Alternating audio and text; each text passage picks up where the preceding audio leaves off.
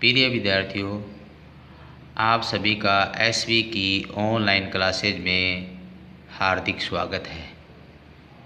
आज हम कक्षा 7 संस्कृत में तृतीय पाठ है स्वावलंबनम के पाठ पर चर्चा करने जा रहे हैं। पिछले वीडियो में हमने इस पाठ के 2 गद्य भागों को रीड कर लिया था।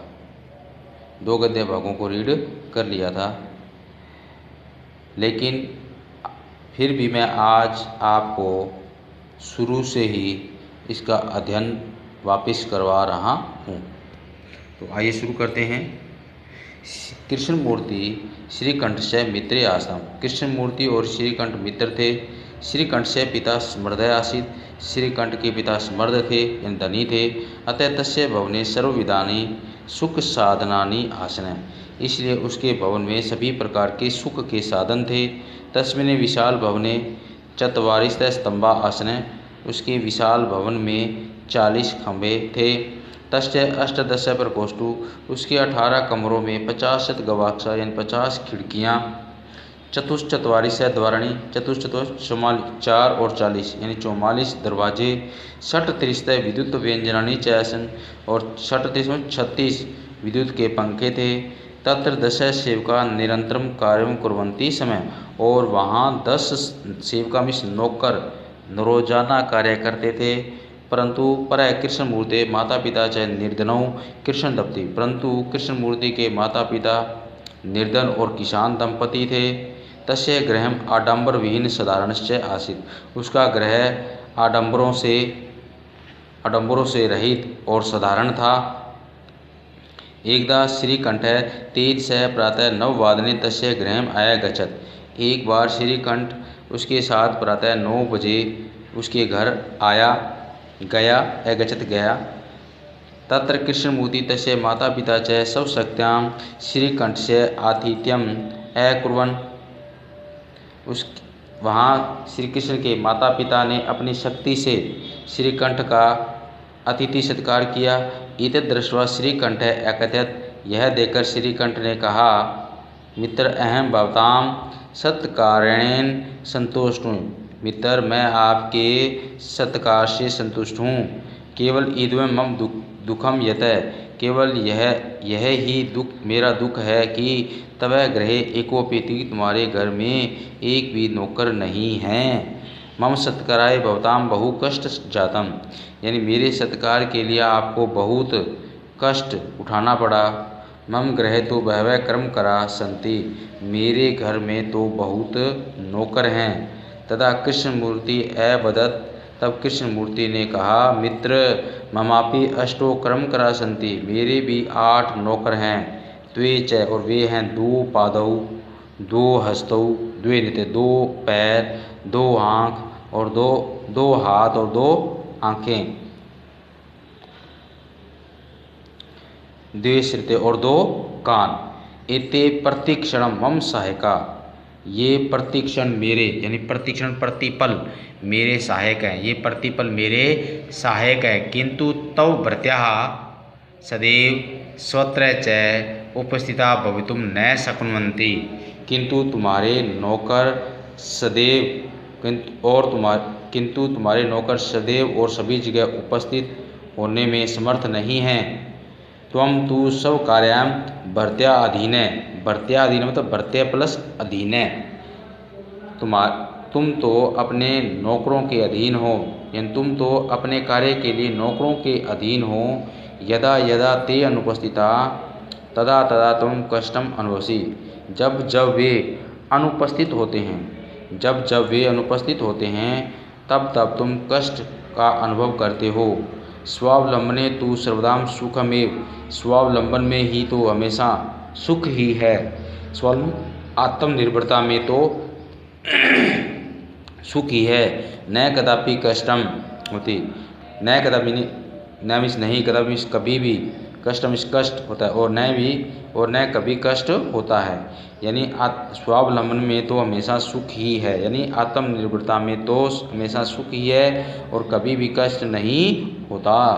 श्रीकंठ अवदत्, श्रीकंठ अवदत्। श्रीकंठ बोला, मित्र तव वचनानि श्रुत्वा, तुम्हारे वचनों को सुनकर, मम मनसी यानी मेरे मन में बहुत महती प्रसन्नता जता। यानी मित्र तुम्हारे वचनों को सुनकर मेरे मन में बहुत प्रसन्नता हुई। अधुना अहमपि सर्वकार्याणि स्वयमेव कर्तुम् इच्छामि। अब मैं भी अपने कार्य स्वयं ही करने की इच्छा करूँगा या इच्छा करता हूँ। इसलिए मैं भी अपने सभी कार्य स्वयं ही करने की इच्छा करूँगा। भवतु द्वादशवादन मित्रम। सार्ध मीन्स आधा, द्वादश 12, वादन बजे, इदम यह यानी अब यानी 12:30 यानी 12:30 बजे हैं। 12:30 बजे हैं। सांप्रतम गृहम चलामि यानी अब यानी इस समय मैं घर जाता हूँ।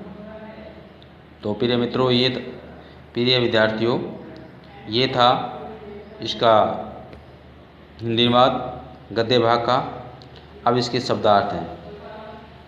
आज का जो गृह कार्य होगा शब्दार्थ के रूप में, अब है समृद्ध है, धनी, जिसको इंग्लिश में रिच बोलते हैं। चत्वारिश है 40, अष्टादश है 18 है, प्रकोष्ठेषु कमरों में, 50 है 50, गवाक्षा खिड़कियाँ, गवाक्षा क्या होगा, खिड़कियाँ। और चतुश्चत्वारिश है, चतुश्चत्वारिश मतलब 44, 44 यानी 44। और 37 है, 37 का मतलब 36, 6 और 30 कितने हो गए, 6 और 30 36।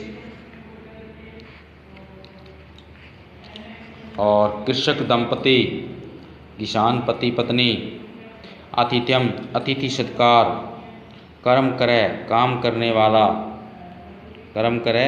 करने वाला, भवताम आपके, भवताम का अर्थ क्या होगा, आपके। और भृत्य नौकर या सेवक। और शक्नोति सकते हैं, शक्नोति क्या होता है, सकते हैं। ये इसके बाद शक्नोति सकते हैं। इसके बाद 2 और हैं शब्दार्थ। सार्ध द्वादश वादनम 12:30 बजे। सार्ध द्वादश में क्या होता है, 12:30 बजे। और सांप्रतम अभी, सांप्रतम होता है अभी, सांप्रतम का मतलब अभी मैं सांप्रतम गृहम चलामी, सांप्रतम अब मैं घर जाता हूँ। ये तो शब्दार्थ थे। उसके बाद में है अभ्यास प्रश्न। अभ्यास प्रश्न में पहला क्वेश्चन है उच्चारण कृतः यानी उच्चारण कीजिए। पहला क्वेश्चन क्या है, उच्चारण कीजिए, उच्चारण करना है। उच्चारण अभ्यास के अंदर पहला क्वेश्चन शब्दार्थ लिखे हुए, पहला क्वेश्चन भी आपको करना है उच्चारण कृत है। देखो विस्तिहि, द्वाविस्तिहि यानी 22, चतुर्विस्तिहि 4 और 20 24, पंचविस्तिहि 25, अष्टाविस्तिहि 8 और 20 28, और नवविस्तिहि 29, त्रिस्तः 30, द्वात्रिस्तः 2 और 30 32, त्रैस्त्रिस्तः 3 और 30 33, और चतुस्त्रिस्तः 4 और 30 34, अष्टत्रिस्तः 38, नवत्रिस्तः 39, चत्वारिस्तः 40, द्विचत्वारिस्तः 42 यानी 42, त्रयश्चत्वारिस्तः 3 और 40 43, और चतुश्चत्वारिस्तः 44, सप्तचत्वारिस्तः 47, और 50। तो प्रिय बच्चों, ये उच्चारण वाला क्वेश्चन आपने करना है। इसमें पहले आपने अंकों में लिखने, जैसे 20 लिखा फिर उसको बाद लिखना विस्ति, फिर 22 लिखा फिर लिखना द्वाविस्ति 22। अंकों में लिखे शब्दों को, संख्यात की संख्याओं को अंकों में लिखे, फिर इनको संस्कृत वाले शब्दों में भी लिखना है। फर्स्ट क्वेश्चन सभी बच्चों ने करना है। तो आज के लिए आज का जो गृह कार्य है वो है शब्दार्थ, और इसका अभ्यास प्रश्न के अंदर फर्स्ट क्वेश्चन उच्चारण कृत यानी उच्चारण करो। आज का गृह कार्य इतना ही है, और नेक्स्ट वीडियो में हम यानी अगले वीडियो में हम इसके जो अभ्यास प्रश्न हैं, जितने भी अभ्यास प्रश्न हैं उनको पूरा करने का प्रयास करेंगे। आज के लिए इतना ही। धन्यवाद। जय हिंद, जय भारत।